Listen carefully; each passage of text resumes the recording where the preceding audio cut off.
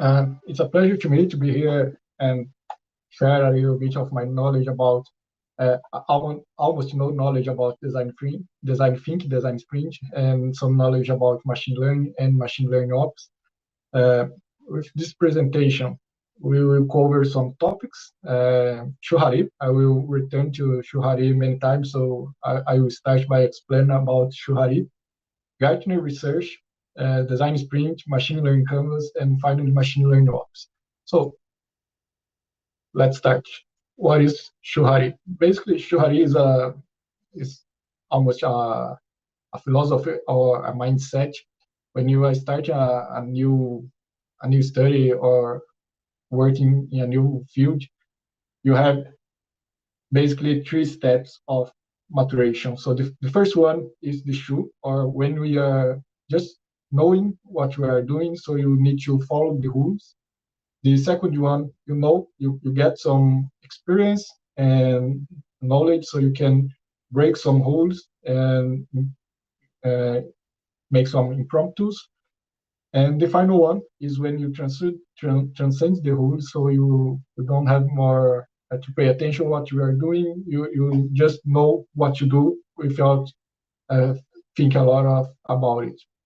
And I like this philosophy about Shuhari. I will present some topics here, and I consider myself I am in different steps in each one of these topics I present. Maybe you also will be in different steps, but my tips here is if you don't know nothing about it, try just to follow the rules and follow the process. As we talk about the design sprint book, I have the book here in Portuguese. The book also told us if it's your first sprint, just try to reproduce what we are teaching here in the book. When you get more experience, more mature, you can try to adapt for your environment, for your context. So it's the second steps, the break the rules, and finally you just flow without thinking about the rules.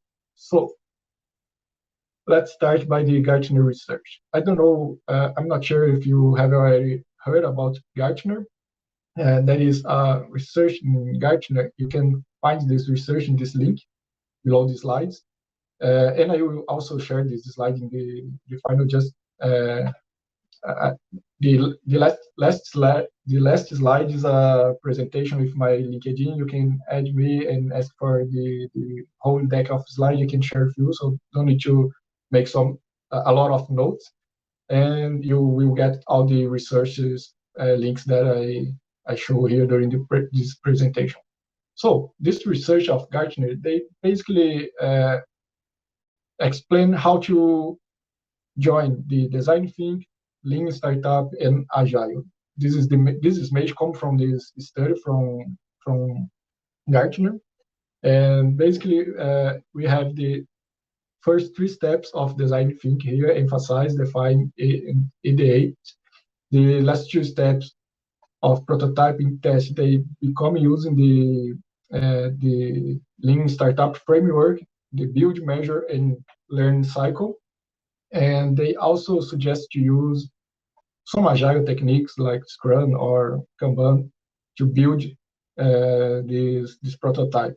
So let's deep dive a little bit in design think, the 5 steps in the design think, and I like to think about these steps during a different phases of convergence and divergence. So, for example, in the emphasize phase, the emphasize step, we have a divergence phase. So we are studying a lot of problems and try to get an overview of our background.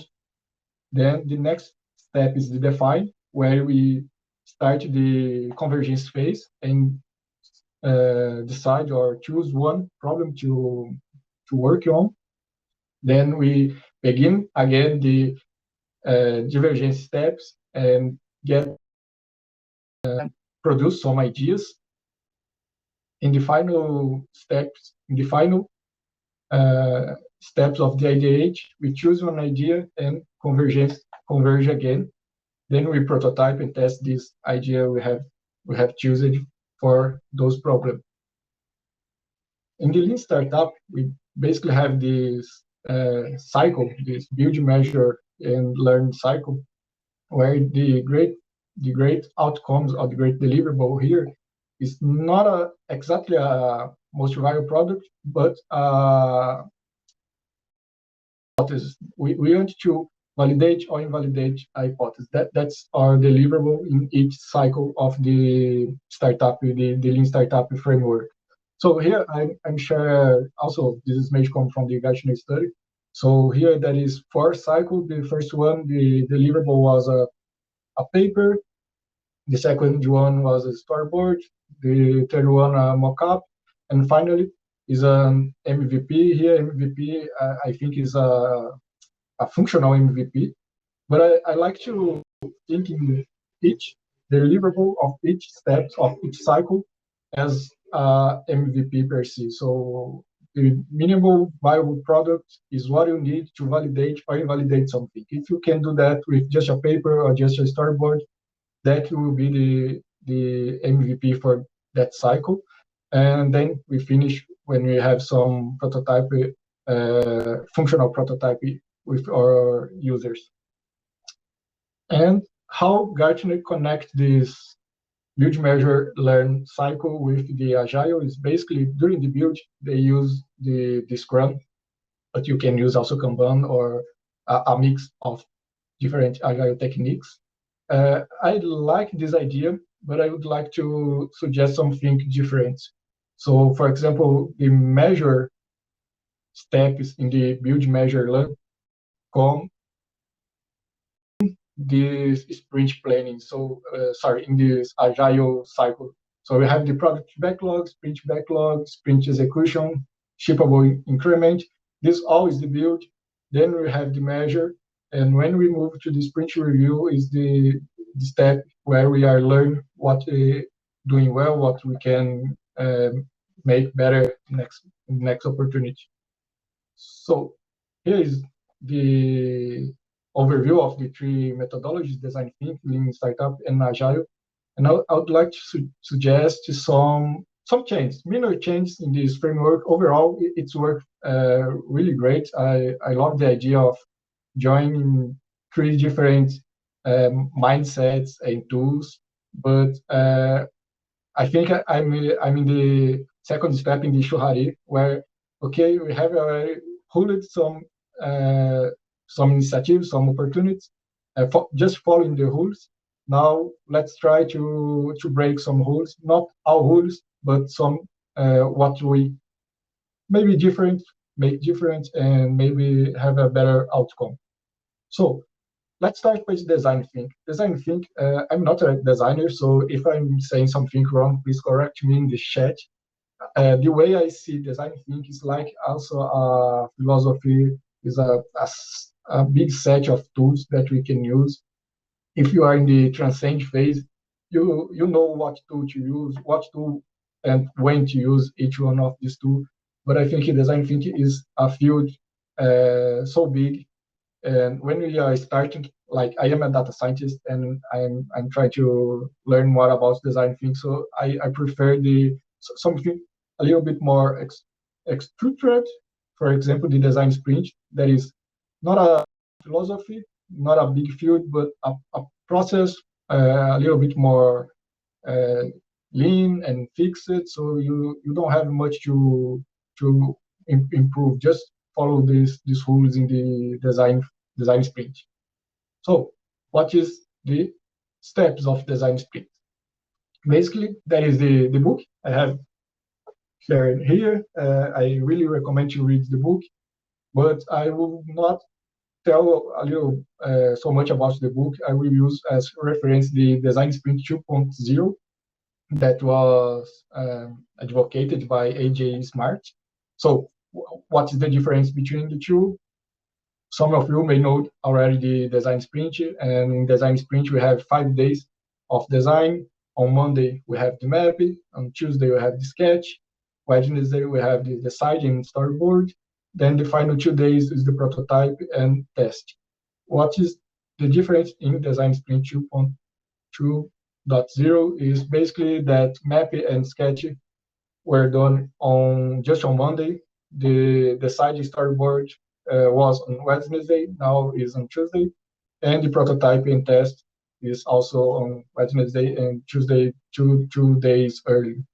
And here is just an overview of the first 2 days. So map, that is 3 steps, 3 points, three activities that you can run during the morning of the Monday to make the map step is experts interviews, how much is the map and long-term goals and sprint questions. In the afternoon, on Monday, you do the sketch. So start with the lightning demos. Then there is a 4-party sketching. On Tuesday, we have the morning, the decide phase. So vote on solutions, heat map vote, solution presentation, straw poll vote, decider vote. And in the afternoon, we have the storyboard. Here is just two activities, user test flow and storyboard.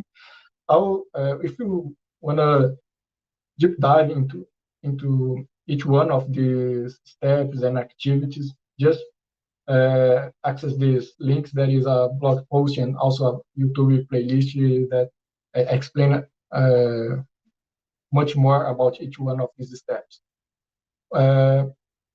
What I would like to introduce here is how can we adapt this design sprint that's normally used to make an app or a web, and how can we adapt this to use in machine learning? Basically, the map and decide phase we can use as is, just follow the rule.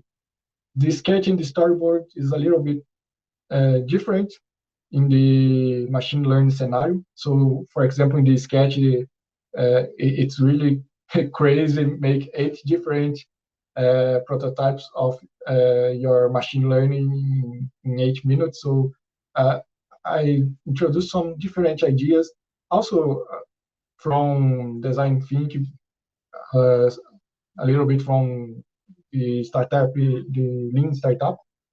That is the machine learning canvas. So instead of using the 4-party sketching, we can use a machine learning canvas. We'll go deep in this machine learning canvas in some minutes.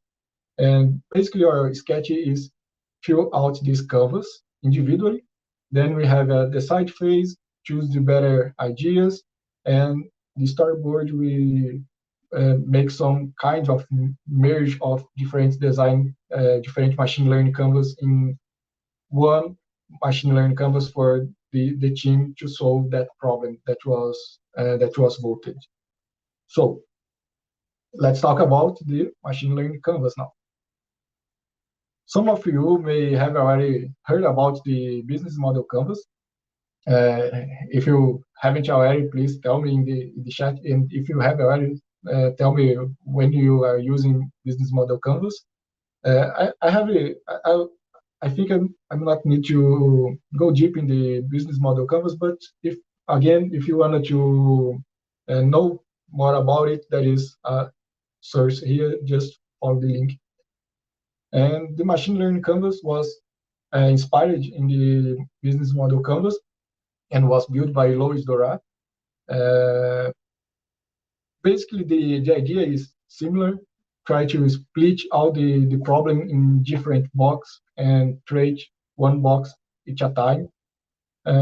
It's a good, I think machine learning canvas from Lois Dorat is a good initial point to start.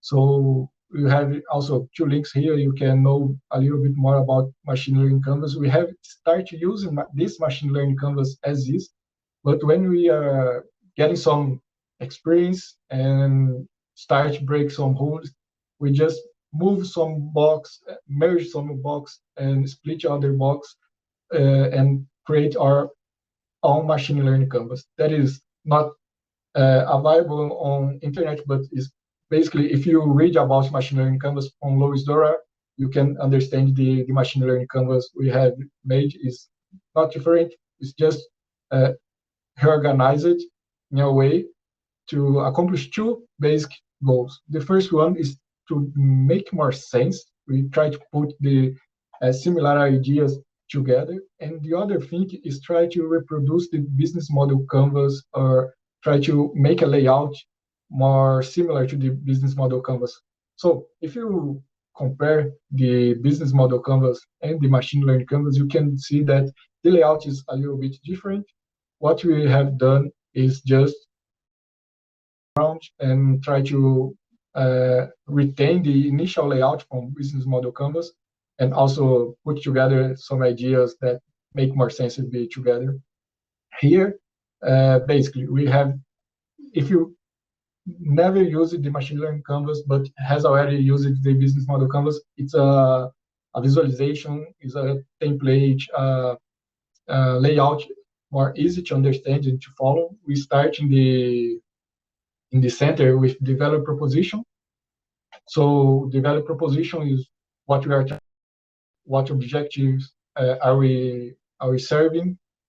Then we move to the blue ones. The blue ones is more the design team, or not the design team. The data teams should also pay attention on this box, but is more a design solution than a data solution or machine learning solution. So in UX, we will try to understand how the user will use this machine learning solution, maybe a web app or a mobile app, and how the machine learning will interfere in the user journey.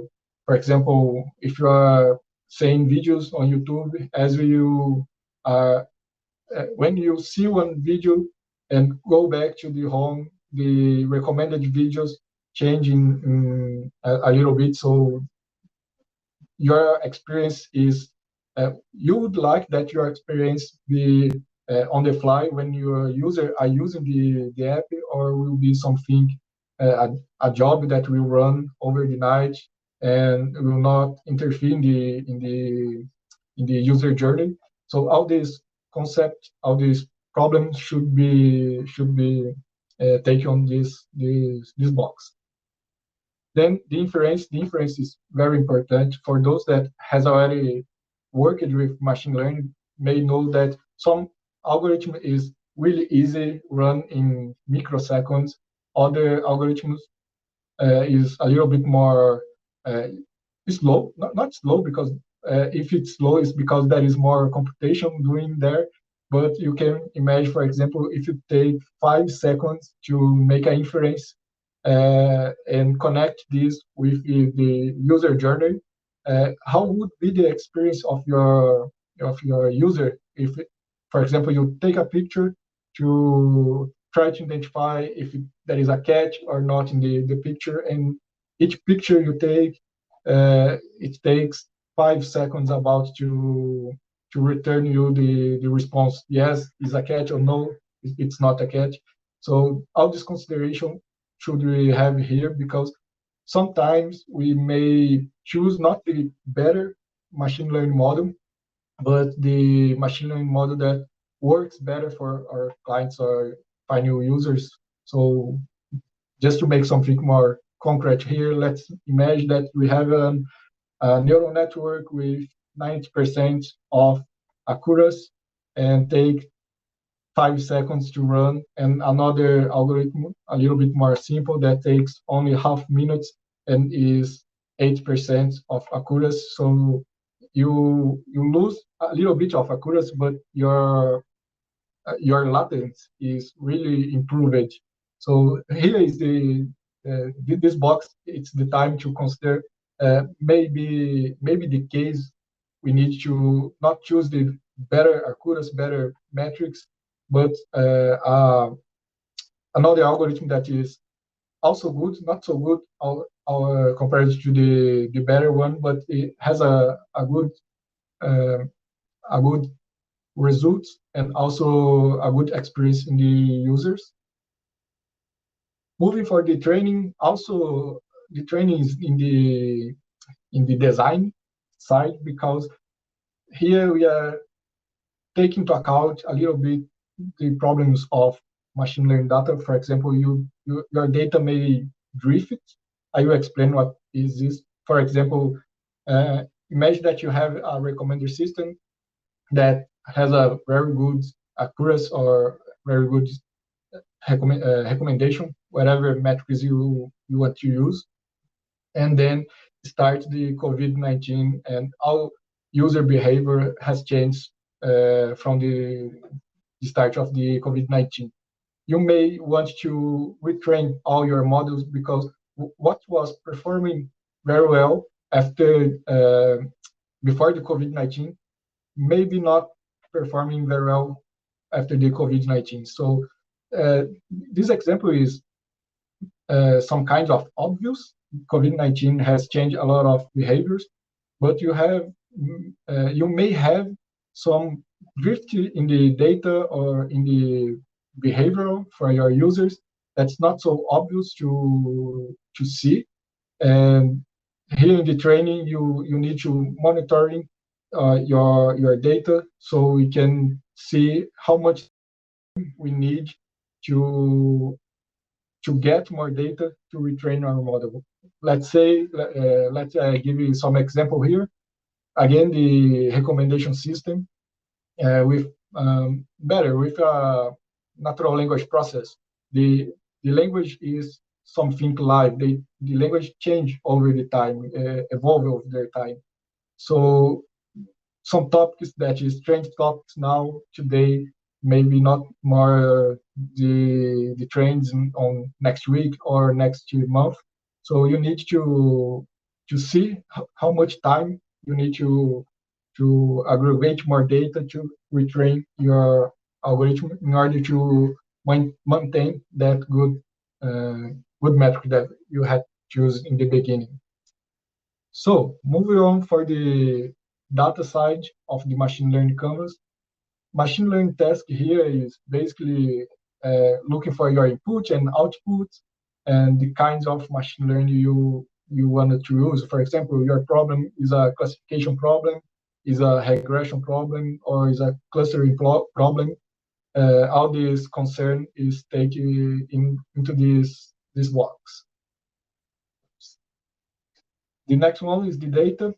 Here is basically, you can think your data is structured. For example, is a CSV file or is a customer base that is in a SQL database, or is something unstructured. For example, text, video, audio, or image that in a blob storage or some data lake. And also you want to know how much data do you have to train your models. Do you have, for example, less than 10,000 examples? That's a few examples. You can measure that as a small data, or you have thousands or millions of data, so you need to use other kinds of also machine learning algorithms and also engineering to apply this machine learning algorithm over so much data. This is the case of the big data, so all these concerns should be taken onto this data box. And finally, the last one from the data is the transformation. Here is you need to pay attention on all transformation you may have to do before your machine learning gets this data. So, for example, for those that has already working with machine learning knows that we need to sometimes we need to get the mean and standard deviation to make the norm. This may help to some kinds of algorithms perform better, train faster, and get more accuracy or more performance. In other problems, like in natural language process, we need to convert the strings, the words, into numbers. So we build a dictionary with all the words in our data set, and instead of feed the machine learning algorithm with the word, we feed with the index of this data set, this dictionary. So all this kind of transformation, mean standard deviation, but or dictionary, what transformation should you do in your context? This kind of problem we are take into account in this box. So in the head or pink here is the evaluation part. First one is the offline evaluation. So here is basically the accuracy, precision, recall if you have a classification, or root mean square error if it's a regression. These basic evaluations and metrics we are using in machine learning, but also all this evaluation is over historical data. That's the important thing. Your model were not put into were not deployed yet. So we have, for example, 1 year of data. We can, if a time series, for example, we can choose 11 months of data to train and the last month of data to evaluate, just to make sure or some of algorithms we are trying to use has a good performance in this data set we have already collected. Probably most of the algorithm you try will not have the a good accuracy or a good metrics, and you need to throw out a lot of algorithms. The few algorithms with the better hyperparameters, you will move to the next phase, that is the online phase, the online evaluation and monitoring. So here is something like a test A/B. We use a baseline, the last model you have deployed and the new model, and compare both one to try to evaluate online what is performing better. Why you may asking why you have offline and online evaluation. Basically, the offline is try to filter some bad algorithms, so you do not put into you do not deploy algorithms with very bad experience, and try not to turn the experience of your customer bad because you deployed an algorithm without evaluating it offline. But you can try to not be biased into your algorithm, but it's hard because all of us are humans. So even if we take a lot of care during the training and evaluation, offline evaluation, our algorithms may have some bias. So when we put this online and our customer starts to using these algorithms in A/B test, that is the final test. Now we can be more sure that okay, the algorithm B is really better than the algorithm A. So let's change, and now our users will be the better algorithm. So moving into the machine learning ops. So far we have discussed basically the design sprint. The machine learning canvas is some tools of the design sprints, but we would like you may ask how to move from the design sprint to the machine learning ops, for example. And machine learning ops is trying to run the build measure cycle as fast as you can. So in the beginning, you should invest a lot of time in the machine learning ops to build your pipeline of data. But as you have this pipeline, and you do not need a fully completed pipeline. You just need to start some pipeline, and this will evolve over time. And as you have this pipeline, once you have this pipeline, you can run the build measure and learn cycle faster and faster. So that's the idea behind why to use machine learning ops in the build measure learning, also the design sprint. So here is a image that I take from a new specialization on Coursera, who has the interested in the machine learning ops, data scientists, data engineering, or even business and design people, I highly recommend this specialization. They are made by 4 courses. The first one is just an overview that you will see exactly this image there. The second one will be more focused on the data phase. The third one course will be the modeling phase, and the last one is the deployment phase. As I mentioned, this is a new specialization on Coursera that is already just 2 courses. The first one, the overview, and the course over the data. In this month, in June, you will have the third course, and the last course is I think is in August, will be released just in August. But you can start now and start learning about the overview of the machine learning ops, and also deep dive into data and modeling phase. And here I would like to try to connect this pipeline with the idea of the design think or design sprint, and also with the Gartner research. So all these 3 first steps in design think, that is the emphasize, define, and ideate, or you can think the design sprint. The first days of the design sprint is the map, sketch, decide, and storyboard.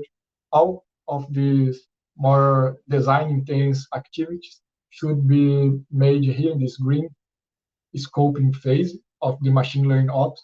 So before start your machine learning ops, you need to make this inception, and you can use design sprint, or if you want to use other tools of design things, you can do it also. As you have choose the problem and the right solution for that problem, or the better solution you think it's right for that problem. Now you start the building, measure, learn cycle of the lean startup. So the build will be basically the data and modeling. If you remember the machine learning canvas, we have the transformations. The collection and transformation phase is this blue one, the data phase, and the training and the evaluation phase the offline evaluation phase will be this modeling, this orange one. And finally, when you deploy this model, you can monitoring online, make a online evaluation, and this will be the last phase of design think when we test with our users. So in some way, each one of these tools and concepts has different steps, but as you compare each one of them, we can see there is something similar that we can reuse and try to make a process, a pipeline a little bit more robust. So this idea of machine learning ops is cloud agnostic. You also could make this pipeline in your on-premise. There is no problem. If you have servers on-premise, you scale this, or you can run this in your notebook, in your laptop. But I would like not to hold on these conceptual ideas of machine learning ops, but also suggest some tools that we can use during the build of this pipeline. And the TensorFlow Extended is one of the tools used for the pipelines from machine learning ops.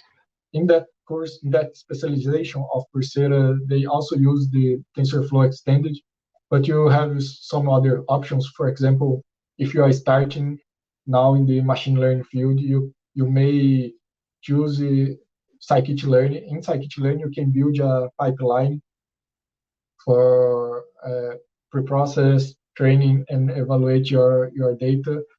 In scikit-learn, that will not scale as in TensorFlow, but is a good point, good point to start. If you have some knowledge about Google Cloud, that is the data flow, In Azure, that is Azure Pipelines, and in AWS, I think is the SageMaker. I'm not sure if that is another solution in AWS for pipelines. But extended is a solution cloud agnostic. You can deploy this in Google, in Azure, in AWS, or even on-premise. It's up to you. That's why I also like this tool. So it's agnostic and also robust. So let's go to each part of this pipeline. I will let the ML data in the final. I think it's more easy to understand. So let's start to the TensorFlow data validation. Basically here, you have something like exploratory data analysis. The TensorFlow data validation will read your data set and plot some descriptive analysis for each column. So here you may see the each line here is one column is a column of your data set. So for example, odd, even, small, scalar 1, 0, scalar 0, 1. That's all one column of your data set. And for each column, the data validation say to you how many values do you have, how many rows do you have for that column, the percentage of missing values, the mean, the standard deviation, also the percentage of zeros. If this percentage is high, they print it in red, so it call your attention. Also the minimum, median, and maximum value, and the histogram here for each column. So it's a great tool to make an exploratory data analysis. You also can change the standard view to the quantiles. So instead of histogram, you will be have something like a box plot here. And other thing great that TensorFlow data validation make for you is that they generate this statistic that we see in the other slide, but also a schema. So TensorFlow data validation know if that column is an integer, a float, or a string, for example, and they save all this information, the mean, standard deviation, and the type of the column in the pipeline. And when you deploy this model, and your users start to using and feed new data to this pipeline, they will compare the training data and the new data and tell you that there is some difference in both data. So when you talk about the drift in data, when you compare after and before COVID-19, or when you compare, for example, here in Brazil, a lot of people like Big Brothers or football. So during competition, you may have a lot of topics about football, and when this competition is over, the Twitters or the chats may be different, and the data validation will be able to compare your training data and your inference data, the new data that your users are inputting, are using, are feeding the pipeline, and if there is a change in these both data, they will tell you it's maybe a good idea to train again your model, because that good model you have deployed maybe not be so effective because the data are changing. And also if there is, for example, instead of float, you have a integer number, this will tell you there is some inconsistency in your training and inference data. The next pipe of our pipeline is transformation, and we can use this TensorFlow transform. There is two kinds of transformation you can do in your data. Basically, you can do a transformation in each data. For example, if you have the area and the height of some product, you can multiply both and get the volume. There is no problem. You can run each row of your data set and make this multiplication. But let's say that you wanted to normalize, standardize your data with the mean and standard deviation. We need to run all uh, over all your data set once to get this mean and standard deviation. Then you can use this information to standardize your data. And the TensorFlow transform will make this first run over all your data to find the information you need to do some preprocess. This kind of preprocess that you cannot just do row by row, but you need first to run over all data, then return row by row and make transformation. Another example here is quantile. Let's imagine that you have a continuous number and you wanna translate this to a categorical data. So you can say, for example, the age. I will consider the age from 0 to 20 as my bucket 1, 20 to 30 years old is my bucket 2, 3 for 40 years old is my bucket 3, and so on. So you need to run over all your data set once to get this bucket. Then you save the threshold from one bucket to another, and go back and run row by row for this transformation. Another example that is not here in this image is the vocabulary. When you are using a natural language process, you need to run again over all your data, get all words that appears in your data set and make a vocabulary and an int for each row. Then you will go back to the first row and start to convert the words into indices to feed your machine learning. All this transformation, you can use the TensorFlow transform. And the better or uh, the most useful thing of TensorFlow transform is that they will scale on a lot of machines, so you can use this with big data. There is no problem. And the second big advantage of TensorFlow transform is that they will save this information in your pipeline. So when you move from training, is this left one, to the inference, when your user are feeding new data to your pipeline, the information about mean, standard deviation, quantiles, vocabulary, this all this information is in your solution. So we don't have the problem of having different codes in training and in deploying inference. The TensorFlow, I think, is the pipe most well known in this pipeline. I have many new things to say, but one thing that maybe some of you don't know is that there is two kinds of write codes in TensorFlow. We can say that it's two APIs that TensorFlow have. One is the sequential, is this left one. You can see here they call TensorFlow Keras models sequential. It's the easiest one. Here is less than 20 lines of code. You have a very robust neural network to process image. 10 years ago, it was a doctor. You need a doctor, a PhD in machine learning to build all these mathematics and code. Now just 20 lines of code, you can reproduce almost a doctor. But that is the easiest one to use the TensorFlow. You can do a lot of things with this. For example, convolutional neural networks for processing images, or long short-term memory for processing text. But if you wanted to go deep in problems more challenging, you may need to move from the sequential API to the functional API, that is this right run here. You may see that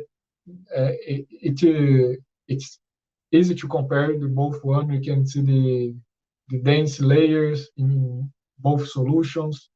But the functional API seems a little bit more complicated to learn, but give you more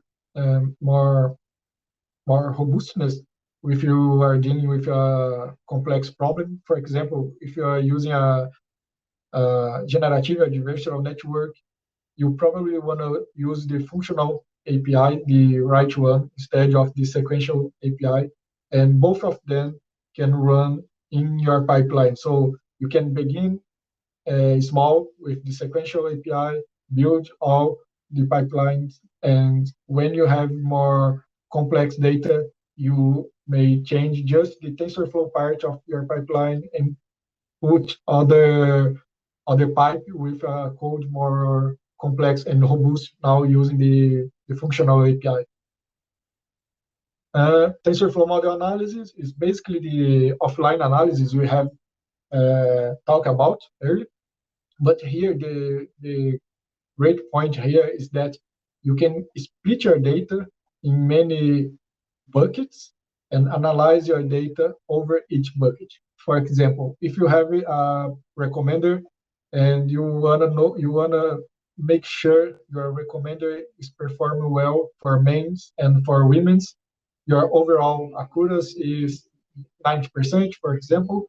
But when you split your data into men's and women's, you can see that for men's the accuracy is almost 100%, and for humans is 80%. So your algorithms, your model was not generic enough to recommend good things for your female public. That's one example. Here in this animation is an example of tax fare. So during the day, your prediction of the fare may change because you have more data from the rush, so you can predict the how much will cost a ride on this time. But over the night, where there is few data, your accuracy is small because you have less data, so you can use model analysis to find where your model is performing okay and where they need some improvement, and then you can choose, instead of get more generic data, you can focus on get data from that bucket, that chunk that you will improve your model, that your model are performing worse. Finally, the serving or the deploying. For the deploying, you can use TensorFlow serving for deploying in any cloud or on-premise.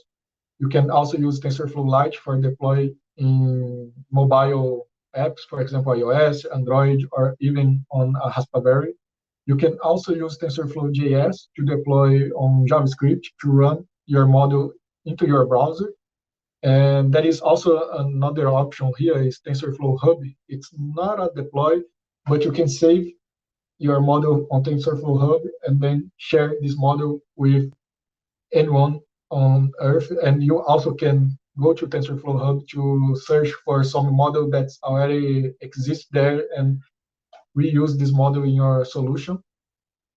And the ML metadata is just the way all these pieces talk each other, how they are linked. Basically, let's imagine that each white box here is a pipe on your pipeline. So data validation, transform, TensorFlow, model validation, and the serving.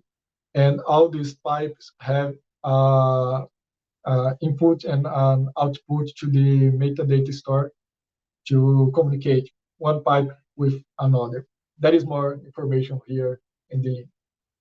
So to conclude, what is the next steps? I think there is a lot of next steps, but one I would pay more attention is how we can improve our sprint with machine learning ops. When you see, if you see this YouTube playlist, one of the last video is about how can we improve our design sprint 2.0, and basically what they say is we may use a weekly pre-flight week where we start the conversation, try to make sure everything is okay for when we start our next week, the design sprint, and also a project delivery week that is basically the deliverable when you when you share your deliverable with the stakeholders. And between the pre-flight and project delivery, there is 2 sprints of design. One of them is the design sprint 2.0 that we have already talked about, and the other one is this iteration sprint. I will not talk about the iteration sprint, but you can see more details here in the link. The main point here is, as that is the second sprint, you may use less time in the design and more time in the prototype and test. My suggestion, I really like this idea from AJ Smart, but my suggestion for machine learning would be have at least 3 iteration splits. So the first one will be the design sprint, as we see. Your business and data team may validate MVP with some mock, and your data team maybe will build a proof of concept and validate. So this will be the deliverable of your first design sprint, and you get the baseline in the end of this first sprint. Then you have more 3 sprints to iterate over your baseline and try to make a better results. The idea here is something like the lean startup, where you have 2 validations. One is the idea validation, one is the scale validation. But the idea here is not scale in the sense of for many people, but scale your metrics. So let's say your baseline in the end of the design sprint 2.0 is 8%. Okay, is a good baseline. But over 3 weeks, you could improve this 8% to 5%. Probably you are reaching the top level of this algorithm for this problem. And in the final of these 3 iteration split, you have more a better feeling or more knowledge about how would your solution will improve along of other iterations. Other case will be if you have just 20% of accuracy in the end of the first week, the design sprint 2.0, but in 3 weeks of iteration sprint, you move from 20% of accuracy to 6% of accuracy. So you may be more confident that with more iterations, you can get better and better results. You are far from the best result you could reach it. So all of this is for the discovery phase. You spend almost 1 month, 1 week for the design sprint, plus 3 weeks for the iteration split. After that, now I think it makes sense to move for something more agile with Scrum and Kanban and run long cycles with something around 19 days. So all of this talk is just for the discovery, and the pipeline we build to iterate fast over this first month, these 4 weeks of sprint, we can reuse in the next iterations in this sprint. So basically, that is all what I have to share with you. I hope you have learned something new. If you want to connect with me and continuing to talk about machine learning and design sprint, feel free to add me in the LinkedIn. And if you have some questions, now it's the time. Thank you.